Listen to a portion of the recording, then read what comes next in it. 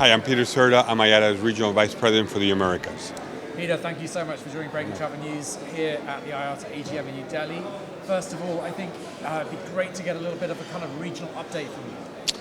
Well, the good news is that the region is continuing to grow. It's growing at a very healthy manner, both in connectivity and in capacity.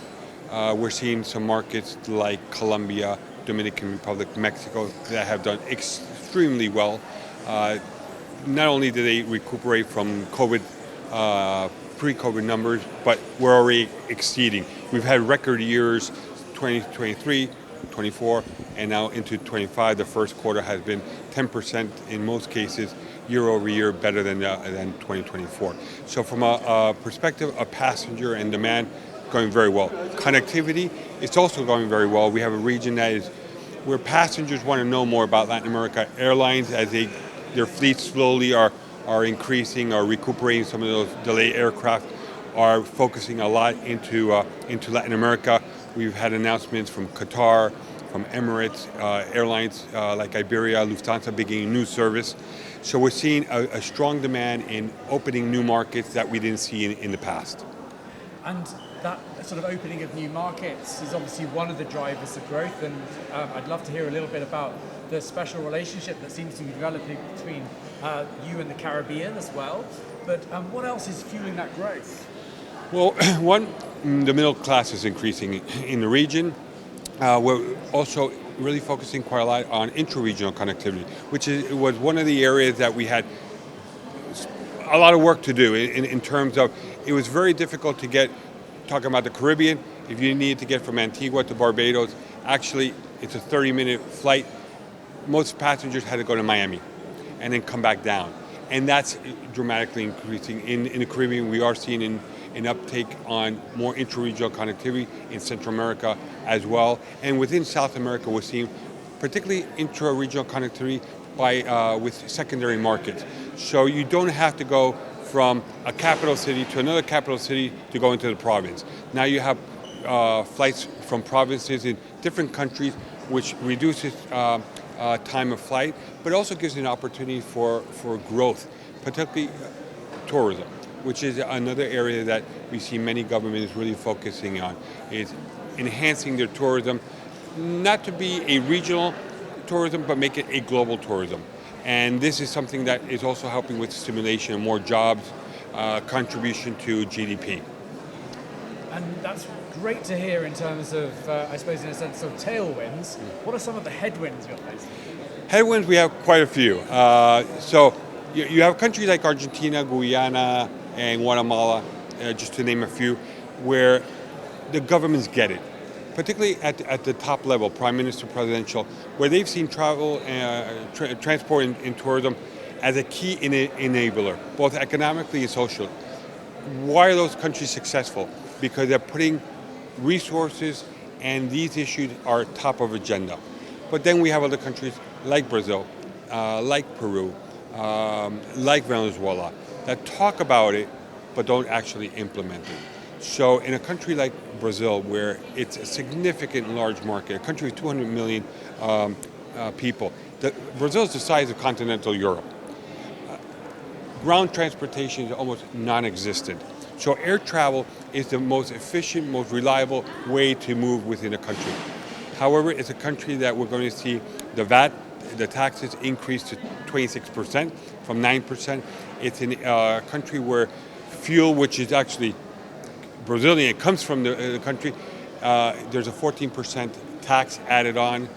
It's the most litigated country in the world. So, but the government wants cheaper airfare, wants more airlines to operate. And that's just not going to happen if we continue to have all these sorts of barriers that are taking place. The industry has actually done its part in Brazil. We've increased capacity. Airfares have gone down by 15% since 2015.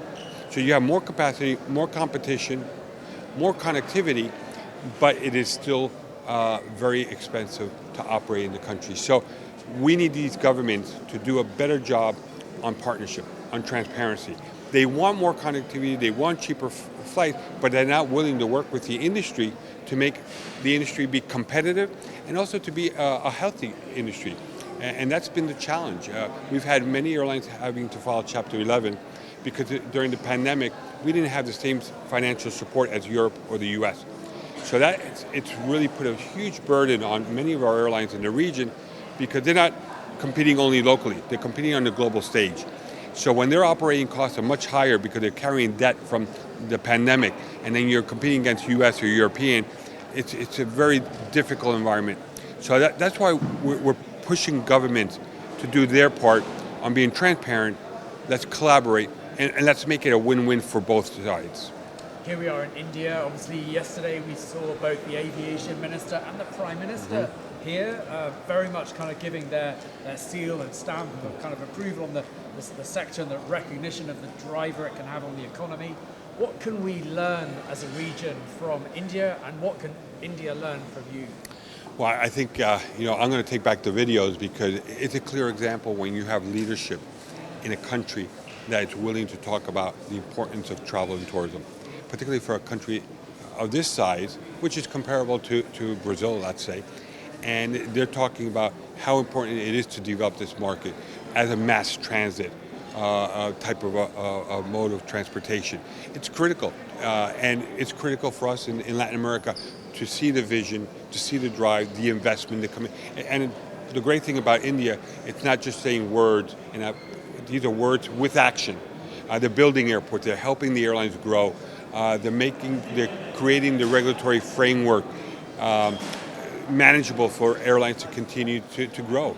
That's what we need to do in our region. We need government to implement the right policies, to have fair taxation and transparent discussions.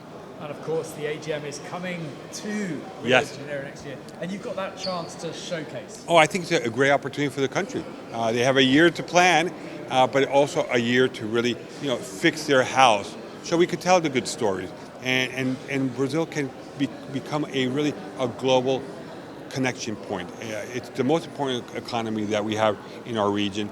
It's an important country in terms of air transportation. And we certainly want more Brazilians to travel. We want more Latin Americans to travel. And the industry is doing its part to create a more competitive environment, more connections, more flights. But we do need our governments to play their role. And again, make it a win-win for all. Thank you for sharing. Thank you. Appreciate it.